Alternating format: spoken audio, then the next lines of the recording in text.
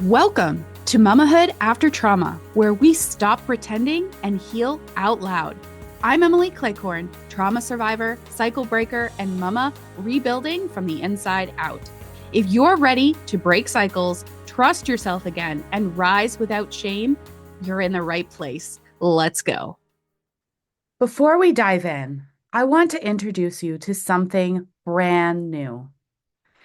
If you love the podcast and want a deeper connection to your healing, check out the monthly Peace Pack, a small trauma-informed tool delivered each month straight to your mailbox to help you find calm in the everyday.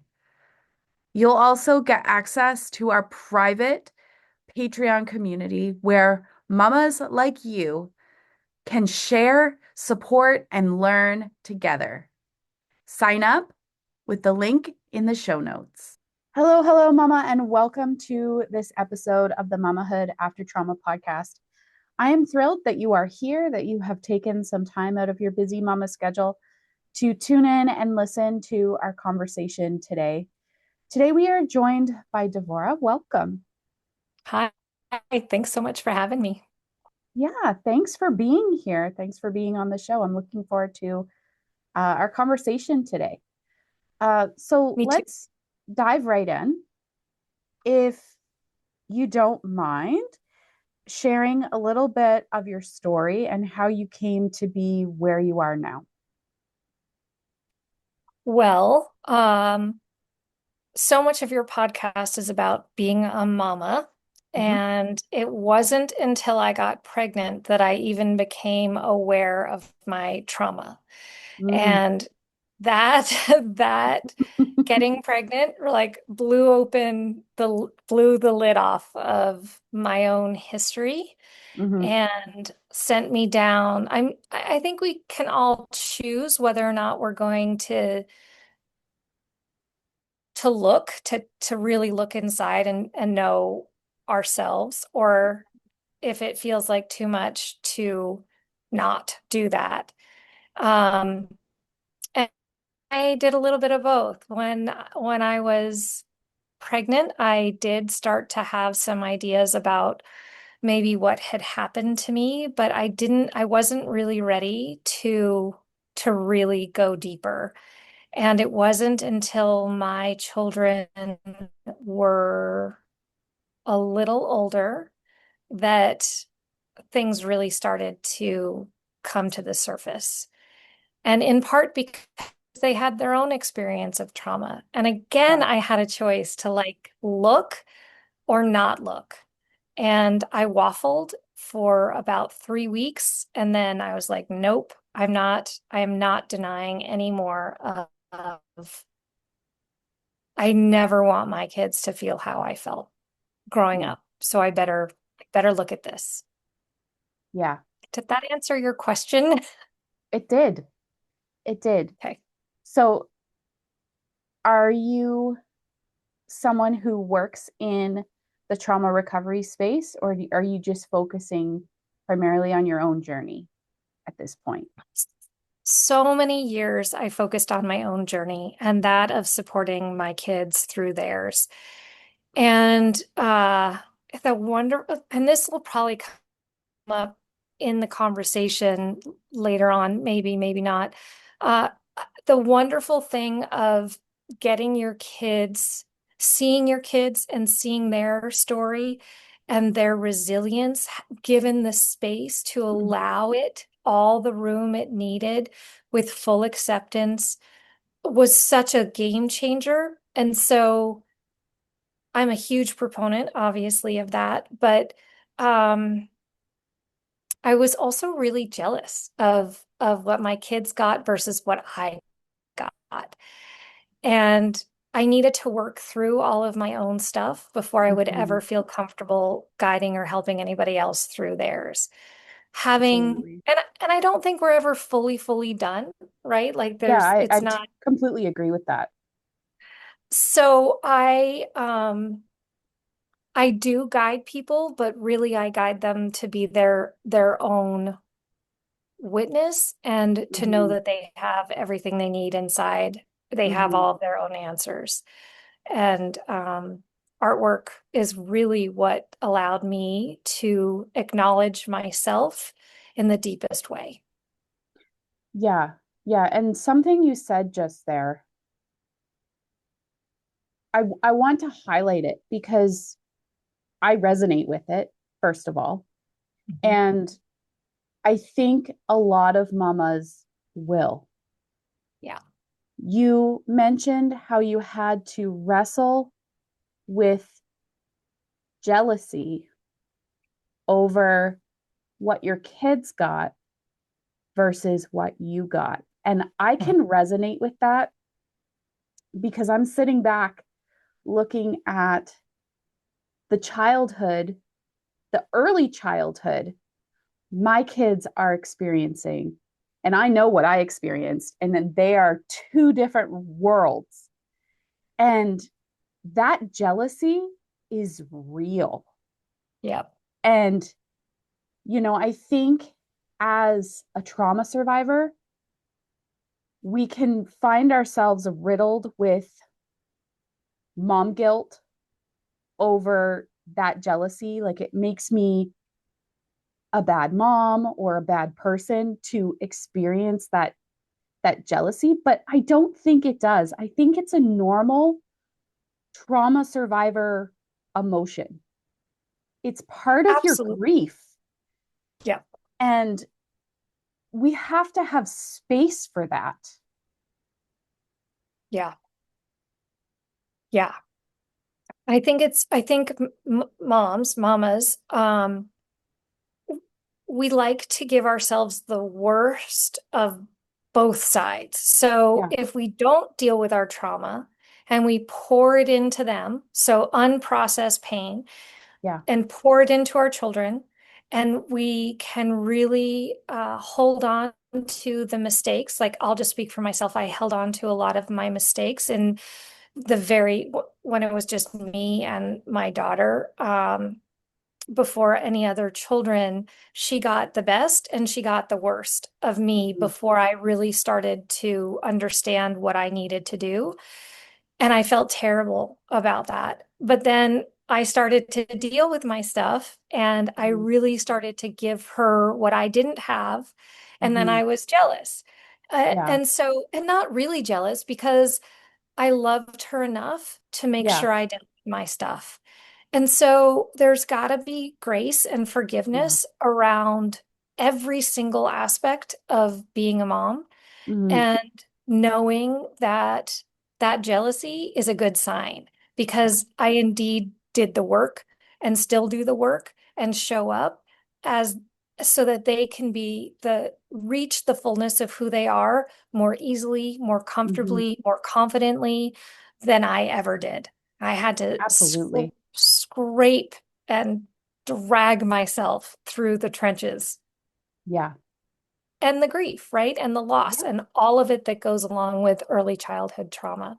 It's brutal. Oh, I wouldn't wish it on anybody. Well said. Me either. I wouldn't wish it on anybody. Yeah. So you mentioned how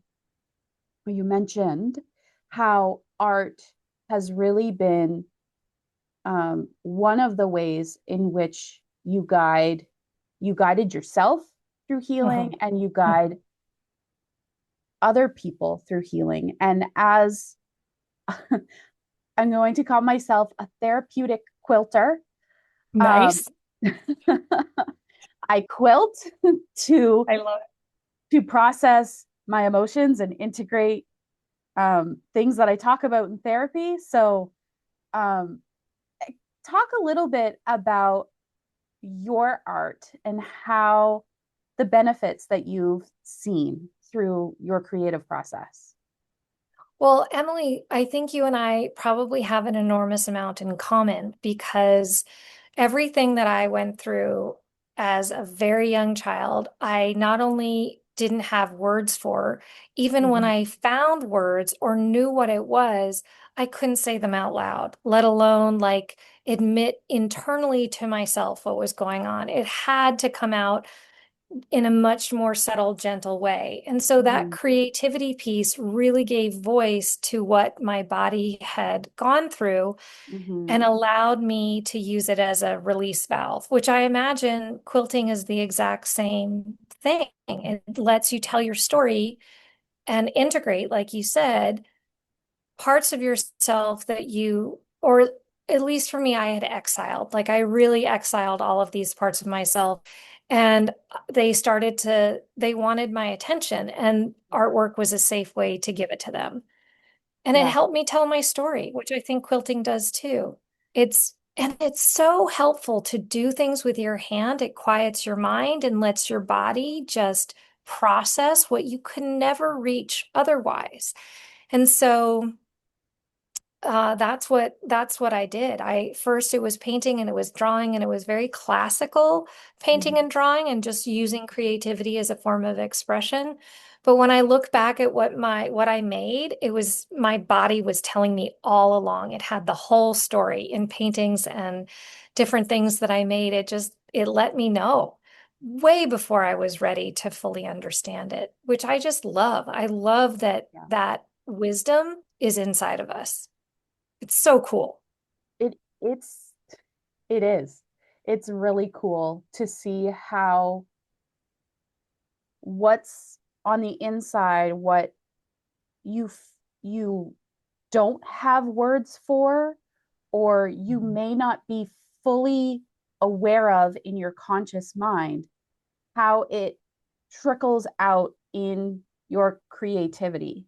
And you Mhm. know, I heard once, or I saw a study that said that doing creative work like quilting or drawing or painting after talking about um, trauma of some kind,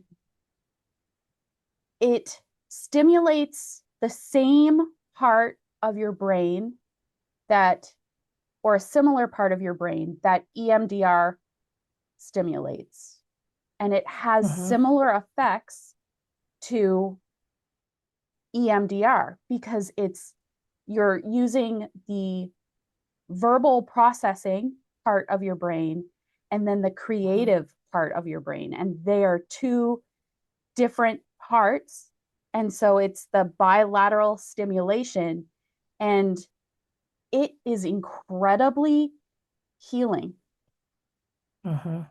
Like Yeah. as I'm talking to you right now, my sewing machine is just right here because Uh-huh. I'm not putting it away. It Yeah. is here. Exactly. Yeah. And I work around it. Yeah. Exactly. Exactly. It's a huge support, and people find what works for them in terms of Yeah. creativity and allowing that back and forth between the two sides of our brain to come online, and we get the wholeness of who we are, both the cognitive and the lived experience that's Yeah. really in our body. Um, and I've had many therapists and I loved a lot of them. And one in particularly helped me so much.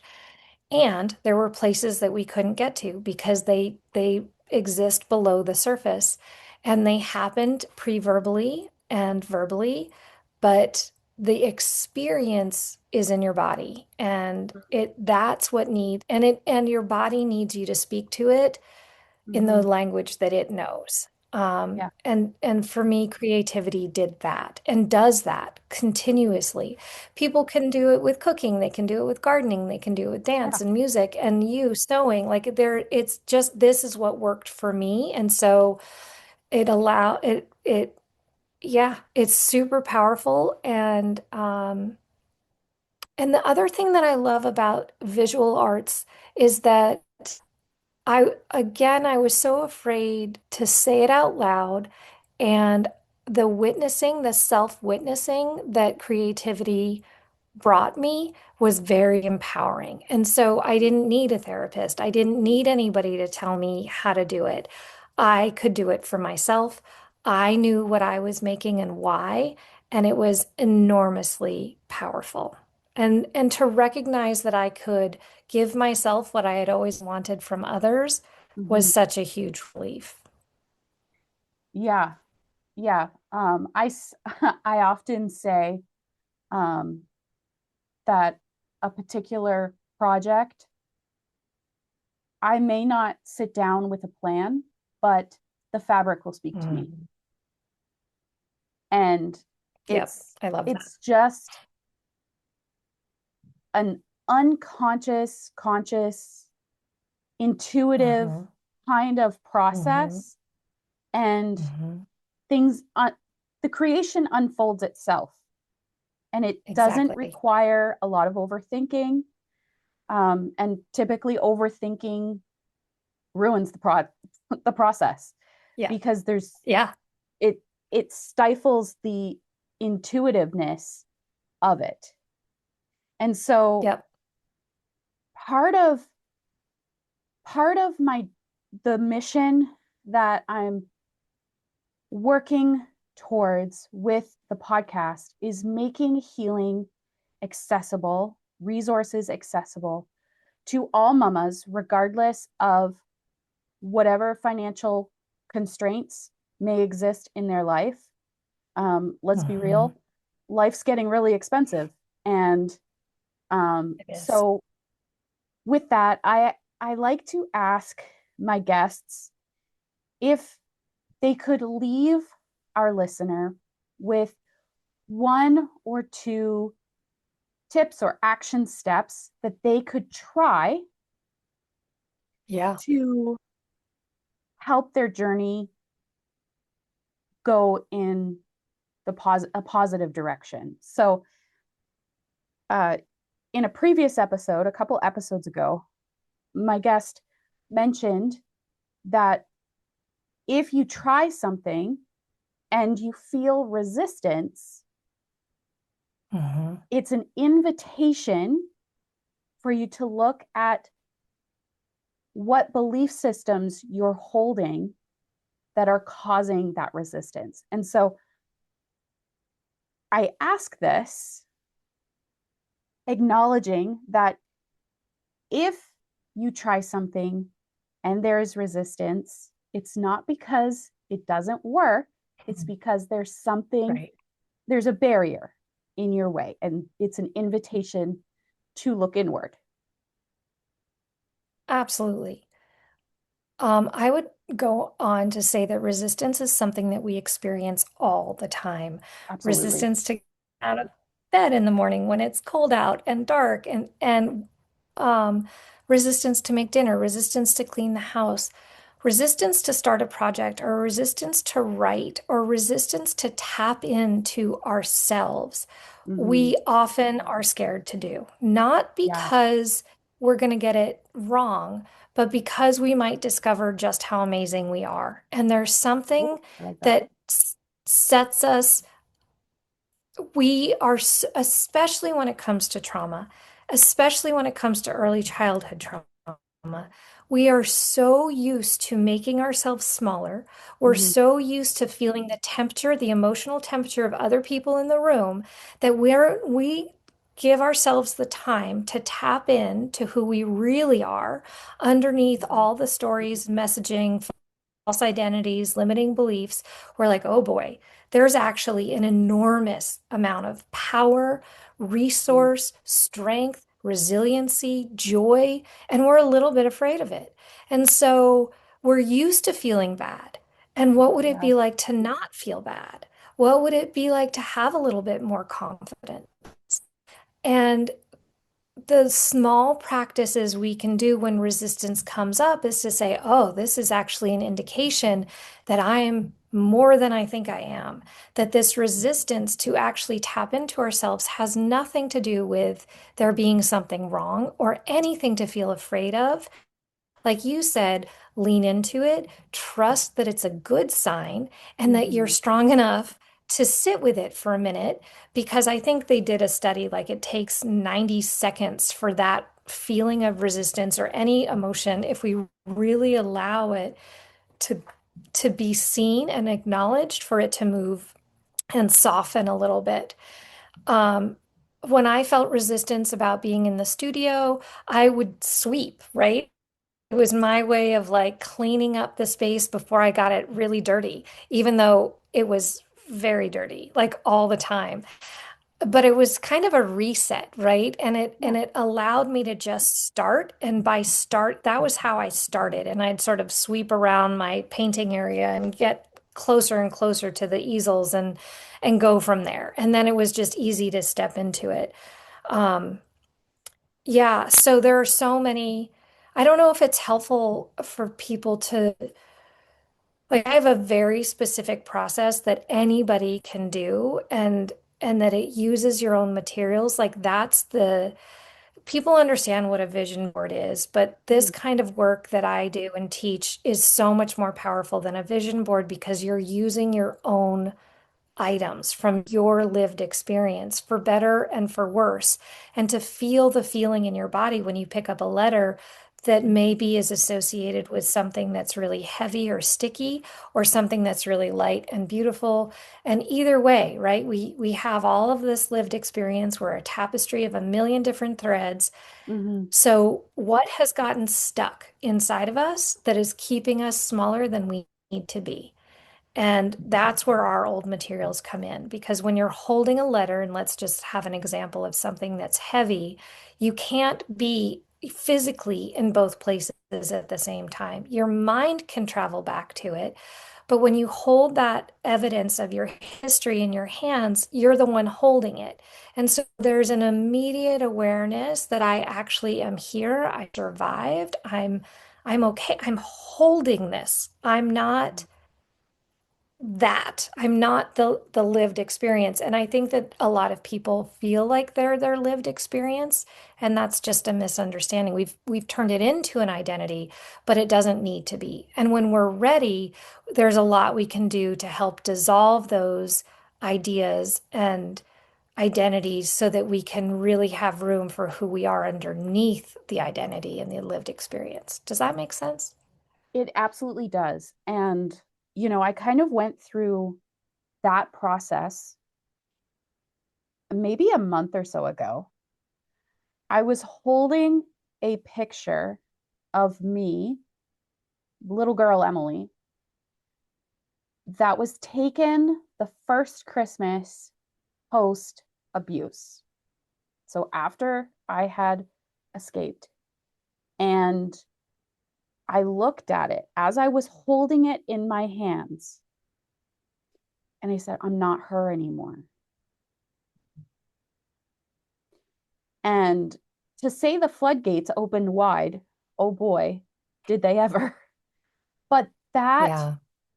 that process of bringing that recognition and Mhm. awareness and acknowledging it, oh boy, my friends, that is powerful. It It is so is. powerful. It is. So, where can our listeners connect with you further if they'd like to do so? Well, I'm on Instagram and Facebook and TikTok, and I've got a couple landing pages for different offerings. There's an online course right now for soul portraits. That's what the process is called. And it's really affordable if people are interested in that. It's under $30. And you have lifetime access to the course and also direct support from me via email and community.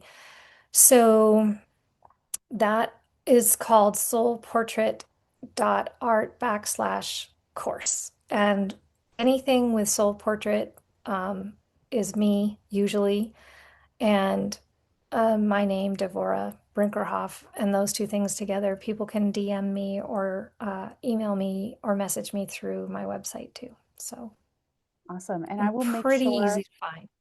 I will make sure that there are links in the show notes so that it's easy for you to connect with Devorah if you so choose to. Devorah, thank you Mhm. so much for taking some time out of your day to have a conversation with me and be on the podcast. It was an absolute pleasure. Thank you so much. Thanks, Emily. I enjoyed it too. Thanks for listening to Mamahood After Trauma. Take one insight from today, breathe, reflect, and keep healing out loud. Subscribe to the podcast for more stories, tools, and support. And remember, Mama, you're breaking cycles and rising with honesty. Until next time, mend the past so you can mama in peace.